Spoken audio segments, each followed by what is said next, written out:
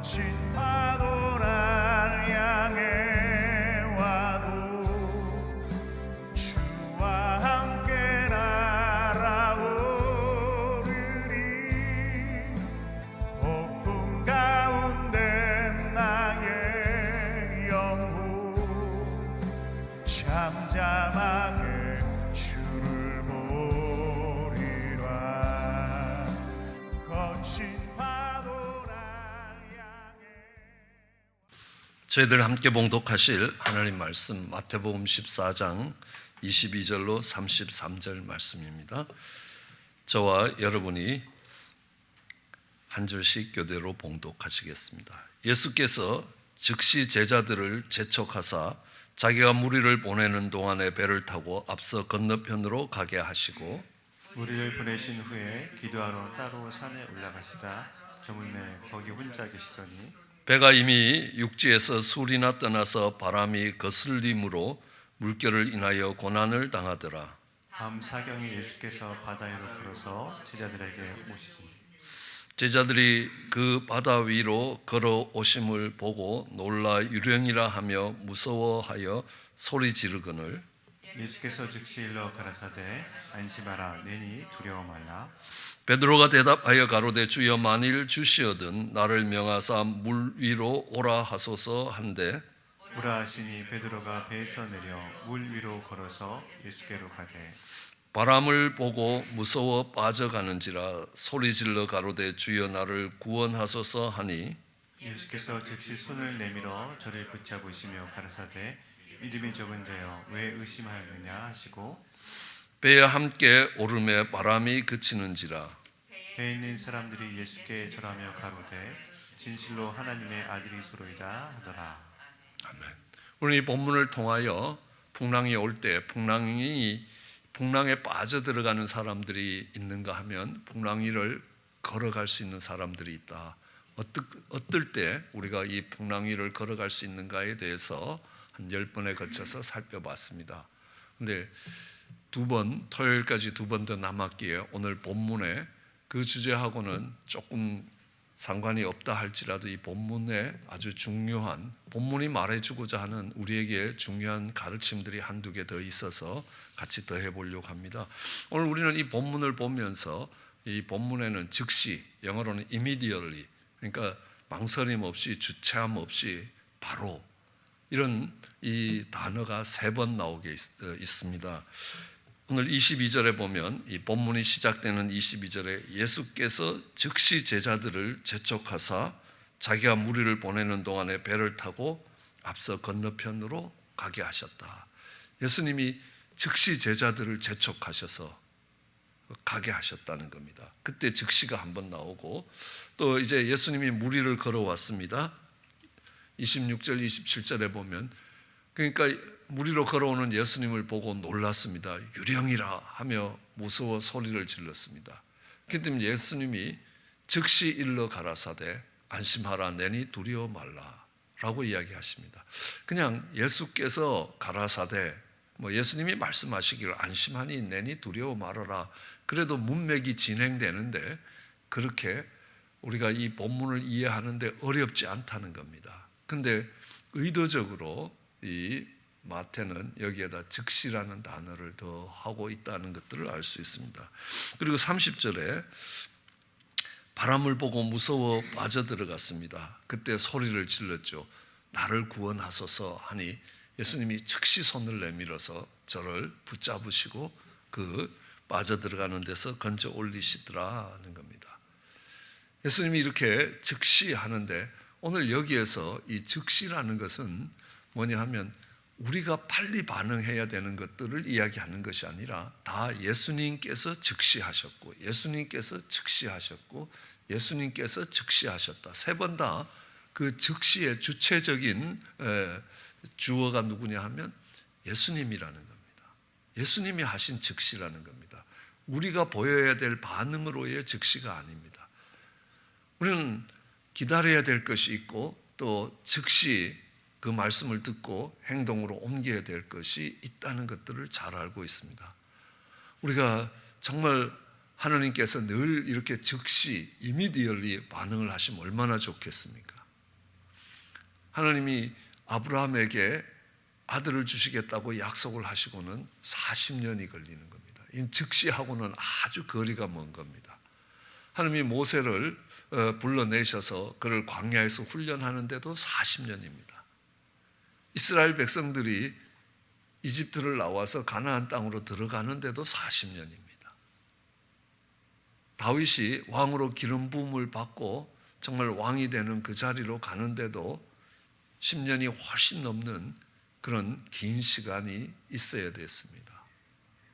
바울이 다마색 도상에서 예수님을 만나고도 그 사역이 즉시 열리지 않았습니다. 십수년 동안 고향에 가서 아무것도 할 수 없는 그런 시간들을 지나가면서 기다리고 기대하고 인내해야 되는 시간들이 꽤 많았다는 겁니다. 성경도 끊임없이 인내해라라고 이야기합니다.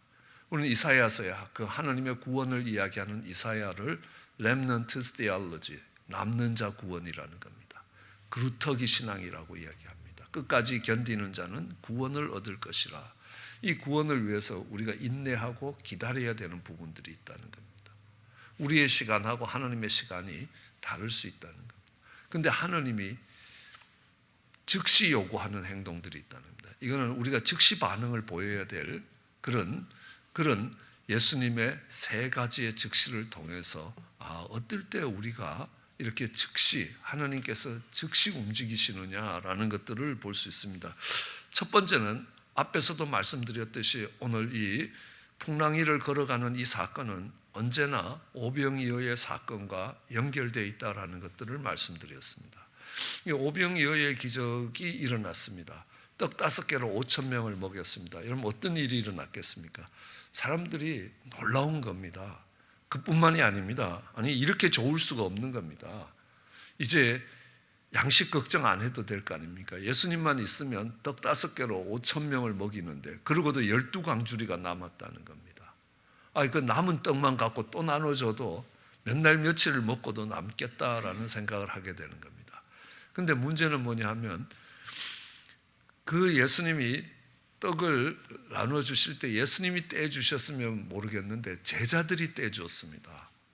너희가 떡을 나눠주라 라고 이 마가복음 같은 데는 의도적으로 주어를 강조하고 있습니다.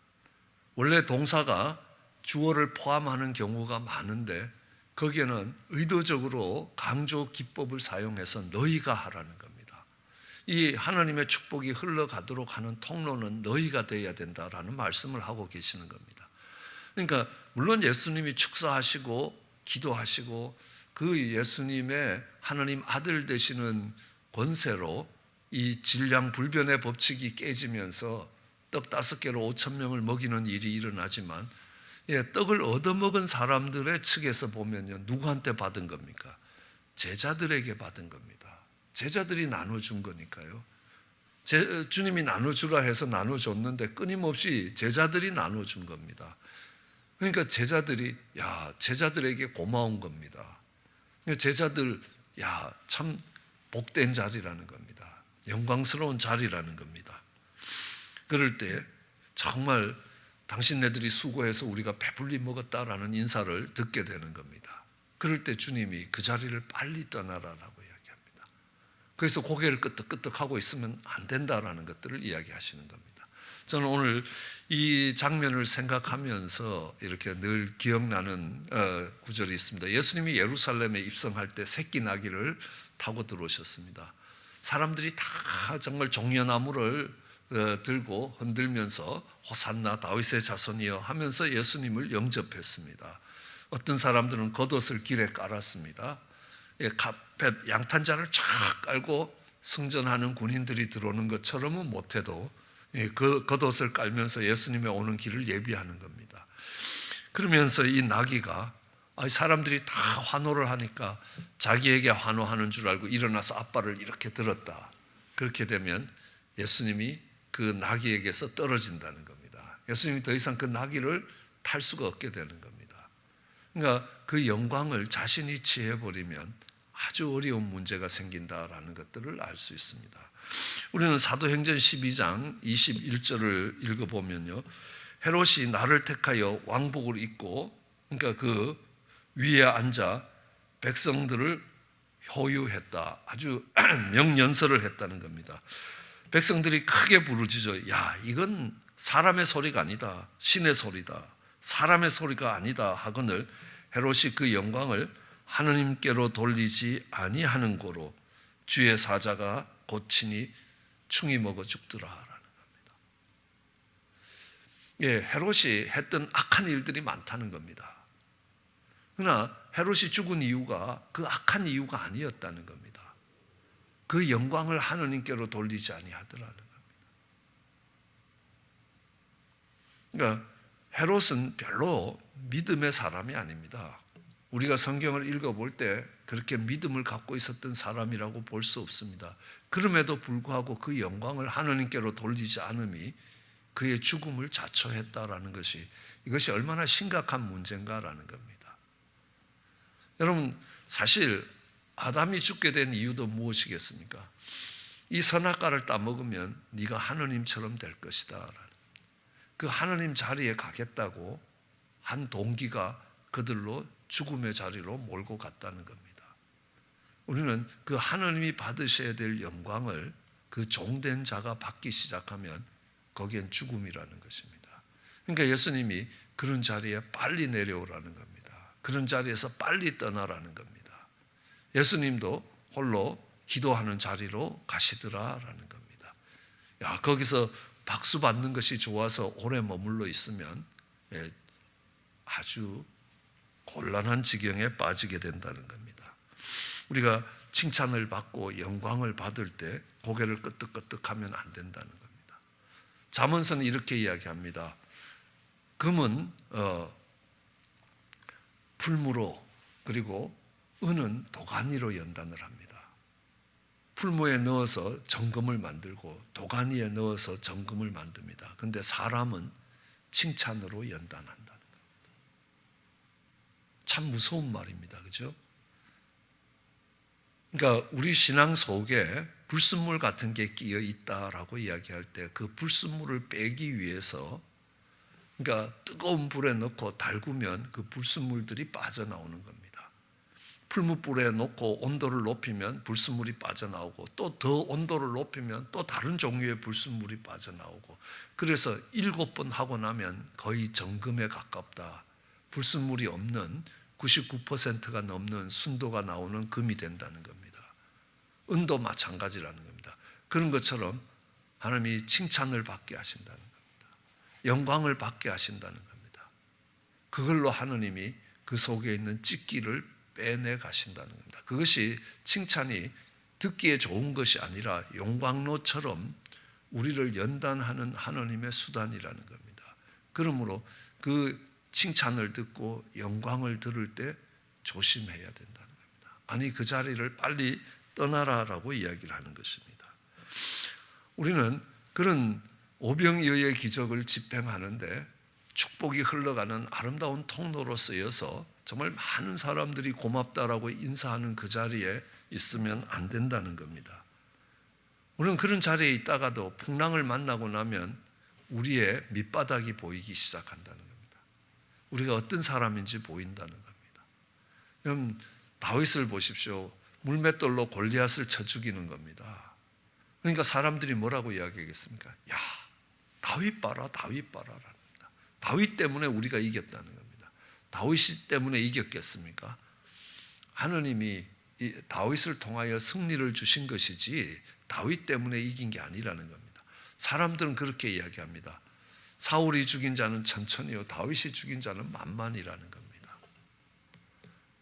그런데 그 다윗이 정말 사울의 시기를 받아서 도망자가 되기 시작하니까요, 그 믿음 어디 갔는지 찾아보기 어려운 겁니다. 그 믿음에 걸맞은 다윗의 신앙이 보이냐는 겁니다. 아닙니다. 다윗의 연단입니다. 예. 그러면 아마 이렇게 생각하면 정확할 겁니다. 칭찬을 받으면 칭찬에 해당하는 고난이 기다리고 있다는 것입니다. 만일에 그 고난이 기다리지 않으면 그는 교만해질 수밖에 없다. 난 칭찬을 받고도 교만하지 않겠다. 아니라는 겁니다. 거기에는 그만한 연단이 따라오게 돼 있는 것이라. 다윗도 그렇게 되니까요, 블레셋으로 투항해서 민족을 버리고 신앙을 배반하고 정말 이방인의 군장이 되어서 이스라엘을 향하여 칼을 뽑는 자가 되더라는 겁니다. 우리는 무리를 걷던 베드로도 한번 보십시오. 야, 베드로 대단하다라는 겁니다. 제자들이 볼 때도 야, 너 어떻게 그렇게 용기를 내서 갈 수 있냐는 겁니다. 그런데 베드로는 곧 정말 예수님을 3번 부인하는 자리에 가게 된다는 겁니다. 그것이 연약한 인생이라는 겁니다. 그러므로 우리는 하나님이 주신 은혜를 잊으면 안 된다는 겁니다. 하나님의 은혜를 잊고 내가 높아질 자리가 있으면 그 자리를 즉시 떠나라라고 이야기합니다. 이 두 번째 즉시는요, 예수님이 무리를 걸어오셨습니다. 근데 유령으로 본 겁니다. 그래서 두려움에 잡혔습니다. 그러니까 예수님이 즉시 일러가서 라사대 안심하라, 내니 두려워 말라. 예수님이 즉시 반응을 보인 것은 뭐냐 하면요, 이 제자들이 예수님을 잘못 봤습니다. 유령으로 봤습니다. 그러니까 우리처럼 무게가 안 나가는 유령은 어떻습니까? 귀신은 무게가 없지 않습니까? 그러니까 벽 사이로도 이렇게 기어 들어올 수 있고, 그런 유령으로 봤다. 무리를 걸어올 수 있는 것은 무게가 있는 사람은 안 된다는 겁니다. 그러니까 예수님이 유령이라는 겁니다. 그러니까 아니다. 그게 유령이니까 두려워한 겁니다. 아니야. 예수님의 모습은 그런 모습이 아니라는 겁니다. 우리와 동일한 모습으로 무리를 걸어오신 것이라는 겁니다. 그때 예수님이 즉시 대답을 하셨다는 겁니다. 이건 뭐냐면 우리가 예수님에 대해서 오해할 때가 얼마나 많은지 모릅니다. 우리는 성경을 보더라도 이제 성경 속에 나오는 하느님과 우리가 생각해서 만들어낸 하느님하고는 차이가 참 많다는 겁니다. 그래서 그 차이는 우리의 신앙생활에 엄청 많은 것들을 바꿔놓는다. 그러니까 예수님이 무서운 하느님이고 율법을 목숨 걸고 지켜야 된다 그러면 우리는 전부 바리새인이 되어버린다는 겁니다. 이 바리새인들은 뭐가 되겠습니까? 어떻게든 하느님의 말씀을 지켜가야 되는 사람들이 되는 겁니다. 오늘날로 모슬렘하고 바리새인들은 똑같다는 겁니다. 그 동기와 그들의 행동의 모습들은 똑같은 겁니다. 예수님에 대한 오해를, 하느님에 대한 오해가 일어나면 우리는 바리새인들처럼, 하느님에 대한 오해가 일어나면 모슬렘처럼 살아갈 수밖에 없다는 겁니다. 우리는 그걸 율법이라고 이야기합니다. 율법에 매여 종살이 하는 것이라는 겁니다. 율법에 매여 종살이 하는 것은 하느님에 대한 오해고 예수님에 대한 오해라는 겁니다. 예를 들어서 정말 이렇게 잘못을 하고 나면 주일날 저기 등산을 가면 돌이 하나 떨어져도 머리 위로 떨어질 것 같다는 겁니다. 하나님이 이놈 할 거라라는 겁니다. 그런 불안이라는 겁니다. 그런 두려움이라는 겁니다. 하나님이 우리에게 주시고자 하는 것은 그게 아니라는 겁니다. 어떤 실수와 어떤 잘못에서도 내가 주님께 돌아가면 주님의 손에는 회복이 있는 거 아닙니까? 그것을 은혜라고 이야기합니다. 우리가 강해져도 은혜로 강해져야 되는 겁니다. 은혜를 잃어버린 자리에서 무너질 수 있는 그들을 주님이 즉시 붙들어 주시더라는 겁니다. 거기서 즉시 돌아서야 된다라는 것들을 이야기합니다. 또 다른 즉시는요, 물에 빠져서 허우적거리다가 예수님의 이름을 부르기 시작하는 겁니다. 주여 나를 구원하소서 하니까 주님이 즉시 손을 내밀더라는 겁니다. 우리는 시험에 빠질 때가 있다는 겁니다. 믿음으로 잘 살아오다가 어느 날 시험이 들 때가 있는 겁니다. 시험이 찾아올 때 있다는 겁니다. 그게 없는 사람은 없다는 겁니다. 신앙의 위기가 찾아올 때 있다는 겁니다. 풍랑이 찾아올 때 있고 풍랑을 정말 담대하게 이기고 가다가도 어느 날 갑자기 그 풍랑이 들어오면서 정말 시험에 빠질 때 있다는 겁니다. 그때 주님을 부르짖어야 되는 겁니다. 사역을 하다가도 내가 왜 이 일을 하고 있는지 정말 이거 때려치고 하는 때가 왜 없겠냐는 겁니다. 어느 목사님이 그러시더라고요. 내가 목회를 그만두고 싶을 때마다 한 걸음씩 서쪽으로 옮겼으면 지금은 태평양 가운데 와 있을 거라고. 그만큼의 매일매일의 어떤 포기하고 싶은 유혹도 있었다는 겁니다. 우리는 그 생각이 나를 사로잡고 있을 때 나는 시험에 빠졌다라고 이야기합니다. 그러면 교회도 가기 싫고 예배도 드리기 싫고 만사가 귀찮아질 수도 있다는 겁니다. 그런 시간들이 우리한테 찾아오지 않는 게 아니라는 겁니다. 그런 시간이 없이 끝까지 믿음으로 달려가야 된다. 아마 쉽지 않을 겁니다. 수없이 넘어지고 이러면서 주님이 다시 회복시키시는 그 은혜에 잡혀가는 것이라는 겁니다. 그렇기 때문에 우리는 그 시험이 들 때에 주님의 이름을 부르면 주님이 즉시 손을 내미실 것이라. 다른 때는 아닌데 주님이 까마득하게 멀리 보이고 내가 이렇게 사역자로 사는 게 내가 참 바보처럼 산다라는 생각이 들고 그런 풍랑들이 몰려올 때 주의 이름을 부르면 주님이 즉시 손을 냅니다. 내가 사역에 시험이 들고 때로는 사역에 실패를 했다라고 생각할 때 거기서 좌절하고 절망의 자리에서 부르짖으면 주님이 즉시 대답하신다는 겁니다. 우리는 그런 모습들을 보면서 우리가 영광의 자리에 있을 때 주님이 즉시 그 자리를 떠나라라고 이야기하시는 겁니다. 사도 바울이 위대했던 이유가 있습니다. 사도 바울은요, 끊임없이 어려운 선교지를 찾아다녔다는 것입니다. 박수 받는 자리에 있지 않았다는 겁니다. 언제나 십자가를 지고 가는 자리에 있었습니다. 그러니까 우리가 영광을 받는 자리에서 우리 주님이 즉시 떠나라라고 이야기하시는 겁니다. 우리가 주님을 오해하고 있는, 주님을 유령으로 보고 있는 그 자리에서 정말 즉시 그것들을 고치라는 겁니다. 우리는 율법으로 가는 자리에서 즉시 은혜로 돌아오라라고 이야기합니다. 실패하고 시험에 빠졌을 때 즉시 거기서 나오라. 오래되면 오래될수록 그것을 회복하는 게 어려워진다는 것입니다. 그래서 우리는 주님께 즉시 반응을 보여야 될 것이고 주님이 즉시 바뀌어지기를 요구하시는 것이 있다는 겁니다. 물론 기다려야 될 것도 있지만 주님이 즉시 움직일 것을 요구하시는 것들이 있습니다. 거기에 따라서 정말 영광의 자리를 떠나는 것, 그리고 주님을 잘못 알았다면 즉시 바뀌는 겁니다. 하나 생각나는 거는요, 제가 처음 와서 정말 우리 찬양 박수치며 찬양하자라고 이야기하니까 우리 80이 훨씬 넘은 장로님이 이렇게 박수를 칠 수도 없고 안 칠 수도 없고 이런 아주 난감한 모습으로 이렇게 찬양을 하시는 겁니다. 그래서 시편 47편에 너희는 손뼉을 치며 하나님을 찬양하라. 그래서 찬양하는 자세에 대해서 성경 공부를 한번 했습니다. 하나님, 내가 찬양할 때 두 손을 들고 찬양을 하는데 이것이 하나님에 대한 온전한 항복입니다. 헌신입니다.